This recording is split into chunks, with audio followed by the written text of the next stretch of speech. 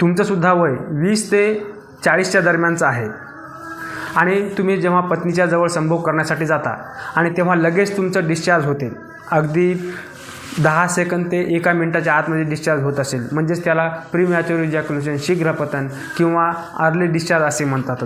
त्याची कारणे अनेक असू शकतात, जसं की तुम्ही मास्टरबेशन केलेलं आहे किंवा चुकीची लाईफस्टाईल आहे, तुमचं वजन वाढलेलं आहे किंवा पॉर्न व्हिडिओचं तुम्हाला ॲडिक्शन आहे. अशा अनेक प्रकारची त्याची कारणे असू शकतात. जे काही कारण असेल तुमच्या लक्षात आलं असेल, जसं की तुम्ही मास्टरबेशन केलेलं आहे तर आता मास्टरबेशन पूर्णपणे बंद करायचं आहे. पॉर्न बघत असाल तर पॉर्न पूर्णपणे बंद म्हणजे बंदच, त्याचंसुद्धा एक विशेष कारण आहे. आणि जर तुम्ही आणखी एक पथ्य सांगणार आहे शेवटी, त्यामुळे हा व्हिडिओ पूर्ण बघा. अत्यंत शॉर्ट टाईममध्ये मी सांगण्याचा तुम्हाला प्रयत्न करतो. तर काय झालेलं आहे, तुम्ही ओव्हर मास्टरबेशन केल्यामुळे ज्या आपल्या लिंगाच्या ज्या नसा आहेत किंवा ज्या वीर्य धारण करणाऱ्या संपूर्ण शरीरातल्या नसनाड्या आहेत त्या कमजोर झालेल्या आहेत. त्यामुळे त्यांच्यामध्ये वीर्य धारण करण्याची क्षमता राहिली नाही किंवा तुम्हाला डिस्चार्ज कधी होणार आहे हे तुम्हाला माहीत पडत नाही, त्यामुळे सुद्धा तसं होते. जर एवढी जरी आपल्यामध्ये संवेदना किंवा जागृती आली की मी कधी डिस्चार्ज होणार आहे एवढं जरी कळालं तरीसुद्धा तुम्ही खूप मोठा विजय मिळवलेला आहे. तर तेच जाणून घेण्यासाठी ही अशा प्रकारची क्रिया करायची आहे. तर आणि सर्वात त्याच्या अगोदर एक पथ्य काय पाळायचं आहे की तुम्ही जेव्हा संभोग करण्यासाठी जाणार तेव्हाच फक्त पुरुषाने गरम व्हायचं आहे. नाहीतर दिवसभर रील्स बघत आहे, पॉर्न व्हिडिओ बघत आहे, सेक्स चॅट करत आहे, दिवसभर रोमांस करत आहे आणि दिवसभर त्यांना इरेक्शन येत आहे, चिकट पाणी निघत आहे, प्रीकम म्हणतात त्याला.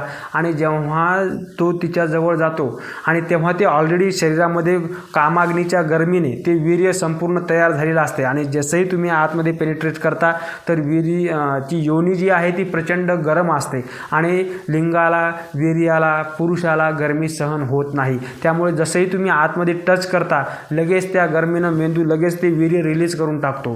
किंवा मास्टरबेशनमुळे तुम्हाला अर्ली हॅपी व्हायची सवय लागलेली असते, अर्ली डिस्चार्ज करायची फास्टमध्ये, तर त्यामुळे सुद्धा त्या सवयीमुळे याला थोडा वेळ लागू शकतो. सर्वात महत्त्वाचं की दिवसभर गरम व्हायचं नाही आणि ही क्रिया करत असताना सर्वात महत्त्वाचं संयम ठेवायचा. की फास्टमध्ये मी काही तुम्हाला अशी एखादी मेडिकलवरची गोळी देत नाही की ही गोळी घेतली की तुम्ही 30 मिनिटापर्यंत कराल, तर तसं नाही. आपल्याला दमादमाने संयमाने ही गोष्ट करायची आहे.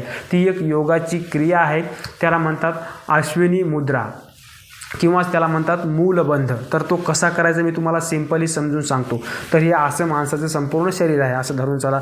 मी असा जो बसलेला आहे अशा प्रकारचं या ठिकाणी मी तुम्हाला पद्मासनामध्ये या ठिकाणी फोटो दिसत आहे की पद्मासनामध्ये बसायचं आहे.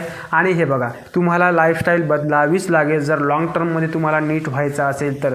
नाहीतर ह्या औषध गोळ्यांच्या तुम्ही डिपेंड व्हाल, त्याच्या पारतंत्र्यामध्ये पडाल, त्याचे साईड इफेक्ट हे माझ्यापेक्षा तुम्ही चांगल्या प्रकारे जाणत आहात. त्यामुळे जर आपल्याला नीट व्हायचं असेल, आनंदी, सुखी, निरोगी जर आयुष्य जगायचं असेल तर स्वतःसाठी दिवसाचा 1 तास देणं अत्यंत आवश्यक आहे. त्याच 1 तासामध्ये किंवा दिवसभर ही तुम्ही क्रिया करू शकता. याला म्हणतात अश्विनी मुद्रा. अशा या ठिकाणी पद्मासनामध्ये बसायचं आहे. आणि जे असं धरून चला की तुम्हाला मी शिकून देतो बोलता बोलता, जी संडासची जी जागा आहे ती आकुंचन करायची आहे, अशी वर ओढायची आहे, आपोआप खालच्या खाली वर ओढता येते. आता तुम्हाला मी सांगतोय तसं तुम्ही करा. की काय आहे, तुमच्या पोटामध्ये गॅसेस तयार झालेला आहे, म्हणजे पादू आलेला आहे आणि तुम्ही 4 चौघामध्ये सभ्य लोकांमध्ये बसलेले आहात. आणि अशा वेळेस ते तुम्हाला तो पादू धडकन जो आवाज येतो तो आवाज न येता आरामशीर सोडायचा आहे किंवा तो तुम्हाला कंट्रोल करायचा. तर अशा वेळेस जसं तुम्ही संडासच्या जागेचं आकुंचन करता त्याला म्हणतात मूलबंध, त्याला म्हणतात अश्विनी मुद्रा. अश्विनी कशावरून नाव पडलं? अश्व म्हणजे घोडा. घोडा संडास करत असताना, घोडा, गाय, बैल संडास करत असताना जशी त्यांची जी गुदाचं आकुंचन करतात आणि ती संडास त्यांची बाहेर पडते त्यांच्या अंगाला न लागता, तशा प्रकारची तुमची जी संडासची जागा आहे ती आकुंचित करायची आणि त्यानंतर यथाशक्ती जास्तीत जास्त वेळ ती होल्ड करून ठेवायची आणि त्याच्यानंतर मग सोडून द्यायची. यासोबत जर तुम्ही पद्मासनामध्ये केलं तर खूप बेटर फायदे होतात. तर पद्मासनाचा अभ्यास करायचा आणि त्यासोबतच जर तुम्ही नाडीशोधन प्राणायाम म्हणजे तुमचा श्वास शांत होणारे, धीर, संयम, शांतता जर तुमच्या शरीरामध्ये, श्वासामध्ये, मनामध्ये जर वाढवली तर नक्कीच तुमच्या शरीरावरती त्या वीर्य नाड्यांवरती तुमचं नियंत्रण येईल आणि तुम्ही ठरवाल म्हणजे वीर्यावरती नियंत्रण आणणारा हा योग आहे. तुम्ही ठरवाल तितक्या वेळपर्यंत तुमचा संभोग टाईम हा वाढू शकतो. अशा बरेच यामध्ये स्टेप आहेत. आता जे पथ्य तुम्हाला सांगणार होतो, पथ्य तर सांगितलेलंच आहे की पोळा नाही बघायचा, गरम नाही व्हायचं, जेव्हा संभोग करायचं तेव्हाच गरम व्हायचं आणि त्याच्या अगोदर सर्वप्रथम पत्नीला भरपूर गरम करायचं, तिच्यासोबत भरपूर फोरप्ले करायचा आणि जेव्हा पेनिट्रेट व्हायचं तेव्हाच तुम्हाला इरेक्शन आलं पाहिजे अशी परिस्थिती करायची. आणि आहारांमधून आंबट, मसालेदार, उष्ण आहार, शिळा आणि प्रोसेस फूड, जंक फूड या पूर्णपणे आहारांचा त्याग करायचा. साखर, मैदा, मसालेदार हे बाहेरचं फॅक्टरी फूड, ब्रेड, बिस्किट, चिवडा, चिप्स, चहा, कॉफी यासारख्या जेवढ्या काही नशिल्या, तंबाखू, सिगारेट, दारू ह्या सर्व गोष्टी आहेत, या सर्व गोष्टींचा त्याग करायचा आणि अश्विनी मुद्रेचा अभ्यास करायचा, नाडीशोधांचा अभ्यास करायचा.